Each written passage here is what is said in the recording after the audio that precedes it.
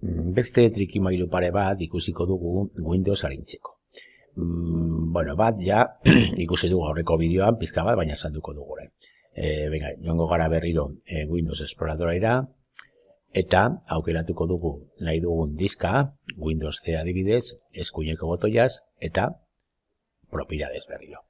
Vale, eta hemen aurreko bideoko lehioa dago, hemen, orain geldituko gara honetan, liberar espazio, badaukagu, daukagun diska, zenbatekoa den, eta zenbat daukagun libre.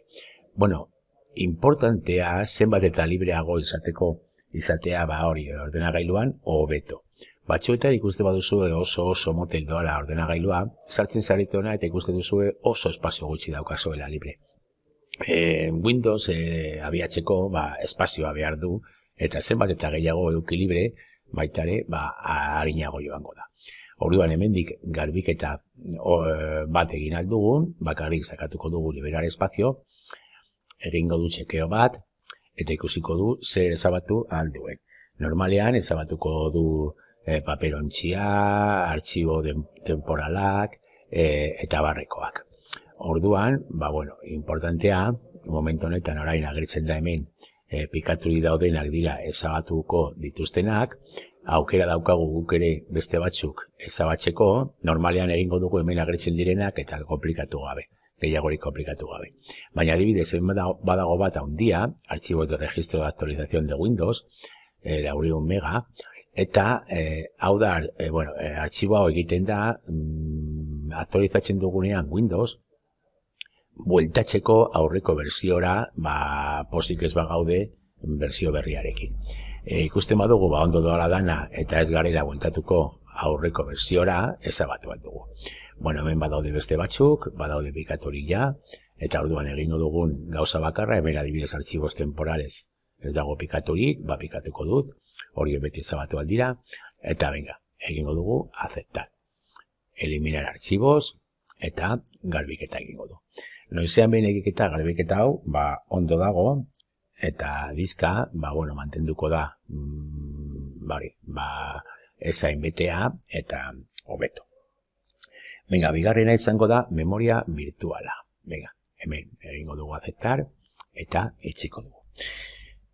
Memoria virtualera joateko, bideo batzuetan erabiliko dugu Cortana joa gauza bilatzeko, bale?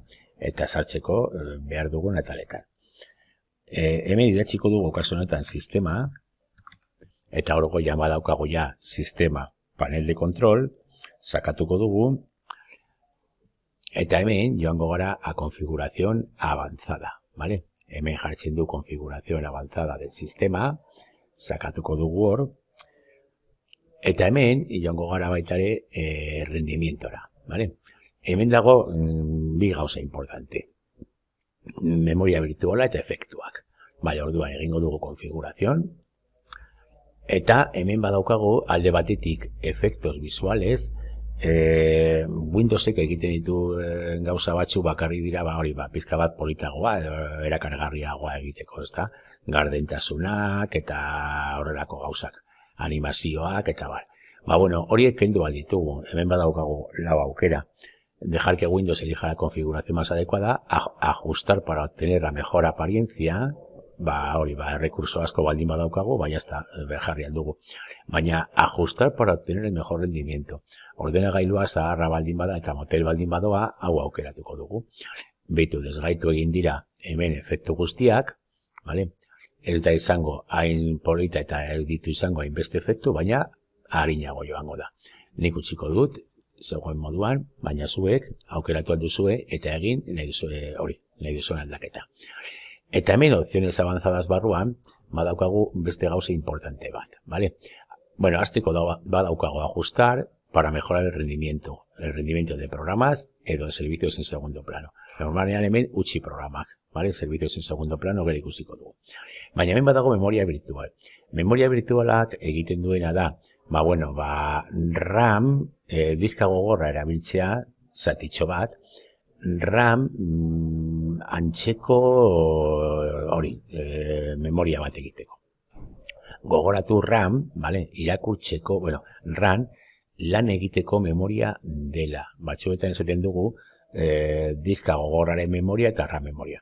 Nik ez nuke esango diska gogorraren memoria, diska gogorrak ez dauka memoriarik, badauka hori biltegi bat da, vale? Almacenamientoa dauka orduan. Eta memoria, benetako memoria, RAM da, hori da erabiltzen dena programak abiatzen direnean, erabili behar duten hori memoria abiatzeko eta ejekutatzeko. Orduan, bueno, hemen, egin aldugu diska gogorrean, erreserbatu aldugu zatitxo bat, bakarrik erabiltzeko memoria RAM bezalakoa. Ez da izango hain harina, memoria RAM harinagoa da, baina, bueno, bintzat, irabazi aldugu pizka bat abiadura. Orduan, hemen egingo dugu kanbiar, badaude aukera batzuk, administrar automáticamente el tamaño, baina egin aldugu baita ere tamaina personalizatua. Eta hemen jendeak, badaude bi edo hiru gomendio. Batzuek esaten dute, hemen tamaino inicial, diska horren zatiaren tamaino inicial, batzuek esaten dute jartzeko tamaino inicial, tamaino máximo. Hemen daukagun RAM eta hemen bikoitza. Hori da, 4 giga, RAM 4 giga baldin badaukagu, hemen jarriko dugu 4.000.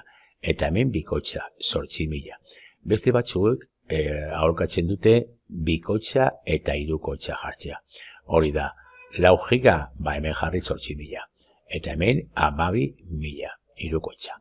Bueno, idatziko dugu eta jarriko dugu establecer, vale?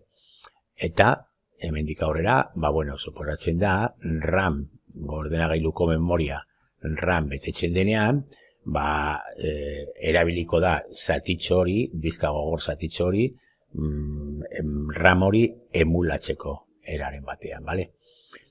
Bueno, trikimailu hauekin, ni joango naiz kantzelatzen, baina zuek joaten bazarete egiten, joan onartzen leku guztietan, bale?